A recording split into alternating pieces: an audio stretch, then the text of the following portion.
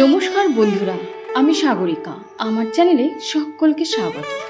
আশা করছি আপনারা সকলে এই গরমে ভালো আছেন, আমিও ভালো আছি। আজও আপনাদের সামনে অসাধারণ একটা 16 আনা খাঁটি গ্রাম বাংলার মাছের রেসিপি নিয়ে হাজির হয়ে গেছে। সেটা হচ্ছে আলু কাঁচকলা দিয়ে শিঙি মাছের পাতলা একটা ঝোল। দেখুন, এই রেসিপিতে একটা বিশেষ মশলা ব্যবহার করার জন্য কিন্তু এত সুন্দর কালারফুল আর একটা রিচ টেক্সচার ক্রিয়েট করেছি। এই রেসিপির সঙ্গে কিন্তু আমরা ছোটবেলার থেকেই সকলেই ওয়াকিফ হই। তবে রেসিপিটি দেখতে থাকুন, আর এই রেসিপি তৈরি করলে কিন্তু বাড়ির ছোট থেকে বড় সকলেই কিন্তু চেটেপুটে খেয়ে নেবে একেবারে। দেখুন, কিচেন গার্ডেনে গিয়েছিলাম, ওয়েদারটা দেখিয়ে দিয়েছি, তারপরে মাছওয়ালা দাদার হাঁক শুনতে পেরেছি। ছুটে এসে দেখলাম ড্রামের মধ্যে জিওল মাছ রয়েছে। তো 700 গ্রামের মাছ ছিল, আমি নিয়ে নিয়েছি। এই কটা মাছ মিলে 700 গ্রাম হয়েছে। আর সবচেয়ে বড় জিনিস বলুন তো কি, দাদা মাছটা কেটেই দিয়ে যায়। এটা কিন্তু যারা হাউস ওয়াইফ আছে তারা কিন্তু বোঝে যে মাছ কাটা কত একটা দুষ্কর ব্যাপার। আর এটা যদি কেটে দিয়ে যায় আমাদের কাছে বিশাল বড় একটা পাওনা। দেখুন, 700 গ্রাম মাছ একেবারে কেটে নিয়ে এসেছি। পেট ভর্তি ডিম রয়েছে। আর যেই না ভাবলাম, আমি ভেবেছিলাম যে বৃষ্টি হবে, তো বৃষ্টি হয়েছে। ভীষণ স্বস্তিদায়ক একটা ওয়েদার আমরা ফিল করতে পারছি। ফাইনালি আমরা একটা স্বস্তির নিঃশ্বাস ছাড়তে পারছি, কারণ আমাদের এখানে প্রচণ্ড গুমোট গরম থাকে। কারণ আবহাওয়ায় একেবারে এত হিউমিডিটি বেশি থাকে যে আমাদের ভীষণ অস্বস্তি ফিল হয়।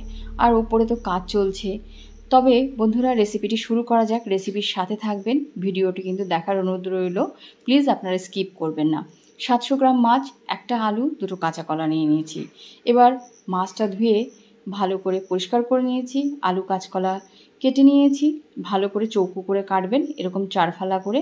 ফোড়নের জন্য রয়েছে শুকনো লঙ্কা, জিরে এবং তেজপাতা।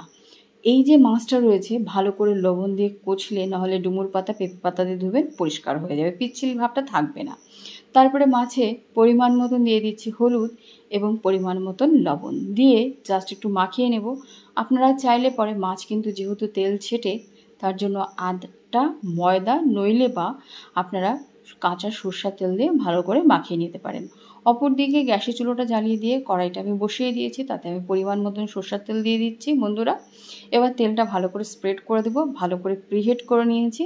এবার একের পরে এক মাছের টুকরোগুলো কড়াইয়ের মধ্যে ছেড়ে দিচ্ছি।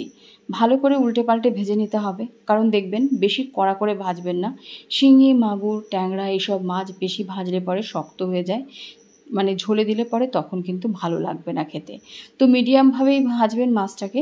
এইভাবে সাবধানতার সহিত ধীর স্থিরভাবে কিন্তু সমস্ত মাছগুলো আমি উঠিয়ে নিচ্ছি ভেজে ভালো করে। দেখুন, এইভাবেই মাছগুলো ভাজবেন। মাছগুলো কিন্তু ভাজা আমার হয়ে গেছে। আর বিশেষ একটা মশলা প্রয়োগের জন্যই কিন্তু মাছের যে ঝোলটা রয়েছে তার স্বাদ কিন্তু বেড়ে যাবে 4 গুণ। মাছ ভাজা আমার হয়ে গেছে। আর বন্ধুরা, এতে কোনো পেঁয়াজ, রসুন, আদা বাটা কিচ্ছু ব্যবহার করব না। যত সামান্য মশলা, দেখুন জিরে, যেটা হজমে গরমের জন্য খুবই ভালো হয়। সুন্দর একটা কালারের জন্য আমি দিয়ে দিচ্ছি কাশ্মীরি লঙ্কার গুঁড়ো। আপনারা এটা দিতেও পারেন, স্কিপও করতে পারেন, কোনো ব্যাপার নয়। আর এখানে আমি দিয়েছি জিরের গুঁড়ো, কিন্তু দিয়েছি আমি 3 চামচ, কাশ্মীরি লঙ্কার গুঁড়ো 1 চামচ। আর ইনস্ট্যান্ট বর্তমানে মাছের ঝোলের মশলা পাওয়া যাচ্ছে। যদি আপনারা না পান হাতের কাছে, তবে কিন্তু জিরে, ধনে পরিমাণ মতন সব কিছু দিয়ে গরম মশলা এবং শুকনো লঙ্কা, তেজপাতা ভালো করে শুকনো খোলায় ভেজে নিয়ে তেলে নিয়ে আপনারা কিন্তু ইনস্ট্যান্ট মাছের ঝোলের মশলা তৈরি করে রাখতে পারেন। তো সেটা দিয়েছি, পাতলা একটা মিশ্রণ তৈরি করে নিয়েছি। মাছ ভাজা তেলের মধ্যে ফোড়নটা দিয়ে দিয়েছি। জিরে, শুকনো লঙ্কা, তেজপাতা ভালো করে টেলে নিয়েছি। ফোড়নের গন্ধ যখন বেরিয়ে গেছে, কেটে রাখা আলুটা দিয়ে সুন্দর করে একটু নাড়াচাড়া করে নিচ্ছি। হালকা ভেজে নিতে হবে, খুব একটা বেশি ভাজবেন না। দেখুন, কাঁচা কলার রেসিপিতে কখনো আদা বাটা ব্যবহার করবেন না। কাঁচা কলা যেহেতু পেট খারাপের সময় আমরা ব্যবহার করি, কারণ আমাদের যে স্টুলটা রয়েছে সেটাকে শক্ত করে, এটা হচ্ছে পরিষ্কার কথা। আর দ্বিতীয়ত, কাঁচা কলায় প্রচুর পরিমাণে আয়রন রয়েছে, সেটা আদার সঙ্গে মিক্সড হয়ে গিয়ে সেটা কিন্তু হজমে ডিস্টার্ব করবে। তো কাঁচা কলার সঙ্গে জিরে, ধনের গুঁড়ো এইসব ব্যবহার করতে পারেন, নো ডাউট। আদা বাটাটা কখনোই ব্যবহার করবেন না, এটা আমি জানি। আর আপনাদের যদি জানা থাকে তাহলে আপনারা অতি অবশ্য কমেন্ট করবেন আদা বাটা ব্যবহার করা যায় কি না। যে মশলার মিশ্রণটা তৈরি করেছি বন্ধুরা, সেটা আমি দিয়ে দিচ্ছি।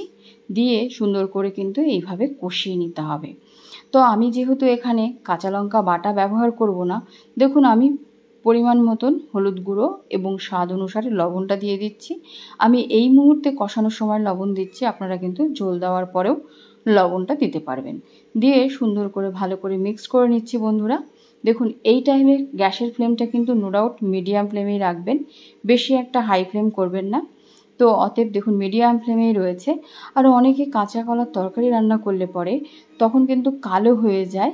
তো আপনাদের একটা খেয়াল করতে হবে এই যে টেম্পারেচারের ব্যাপারটা, অর্থাৎ গ্যাসের যে রয়েছে, উনুনের জাল বলুন গ্যাসে রান্না করুন, একটা টেম্পারেচারের ব্যাপার রয়েছে, সেটা কিন্তু নির্দিষ্ট মাত্রায় রাখা যাবে। অর্থাৎ আপনি বেশি লো ফ্লেম করলে পরে তখন কিন্তু কালো হয়ে যায়। ফ্লেমটা মিডিয়াম ফ্লেমে রাখবেন, ঝোল দেওয়ার পরে আপনারা কিন্তু হাই ফ্লেম করে দেবেন।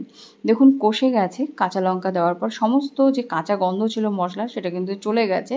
আমি এখানে 1.5 কাপের থেকে একটু বড় কাপে জল দিয়েছি, কারণ যেহেতু কাঁচা কলাটা কাঁচা অবস্থায় রয়েছে আর আলুটা রয়েছে প্রপারলি সেদ্ধ হবে, 10 মিনিটের জন্য ঢাকা চাপা দিয়েছিলাম।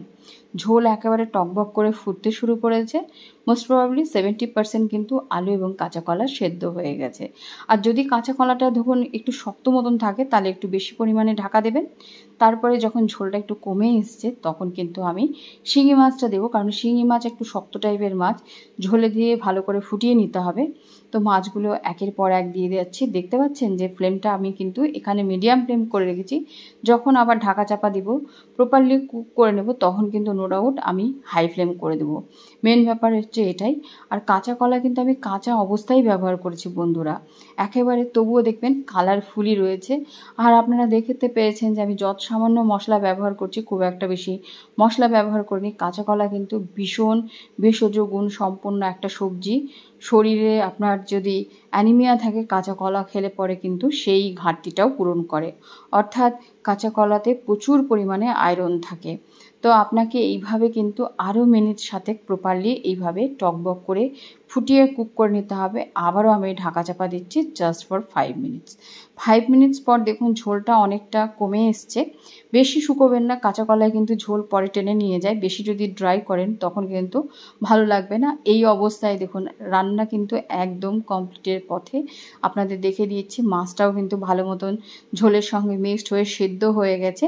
আমি কিন্তু ঢাকা চাপা ওঠানোর পরে 3-4 মিনিট আরও কুক করব, কারণ আমি এখানে ভাজা জিরের গুঁড়োটা ব্যবহার করব সুন্দর একটা গন্ধের জন্য। ভাজা জিরের গুঁড়ো কিন্তু এইরকম জিওল মাছ বলুন সব কিছুতে শেষে দিলে পরে অসাধারণ একটা ফ্লেভার হয়।